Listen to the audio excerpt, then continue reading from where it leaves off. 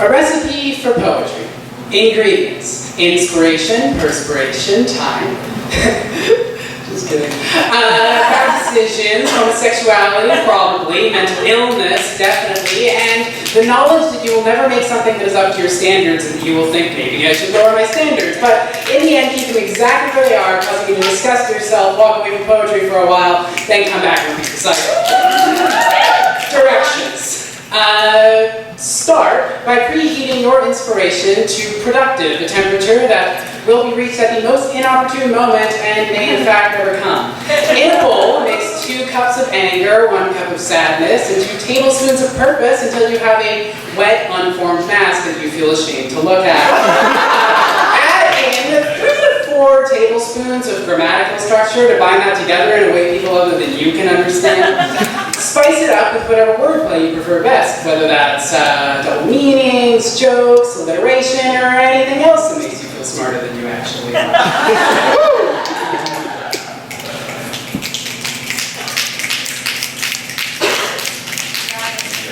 Got it.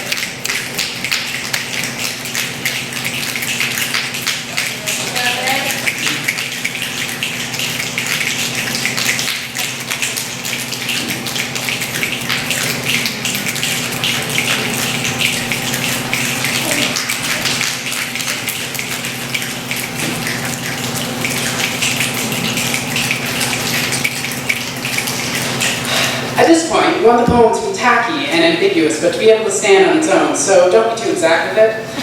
Pour in the missing ingredient you didn't know you'd need until right now, because fuck it, I know what it is. And now we're just going to take 2 tablespoons of your trauma and pour that into the mix, just until there's feeling behind the words, but not overpowering them out. Oh, if you don't have your own trauma, store-bought is fine.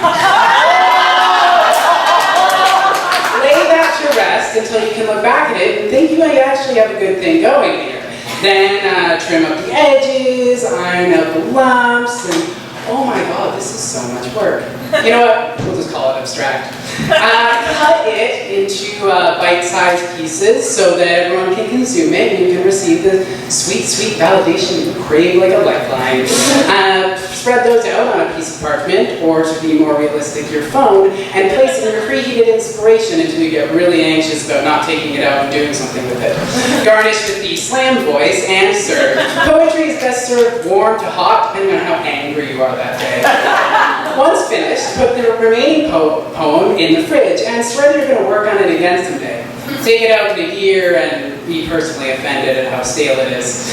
Repeat this process over and over and over. Repeat it past the point of loving it. Repeat it because you know that no matter how awful the recipe is, you starve at it. Hey.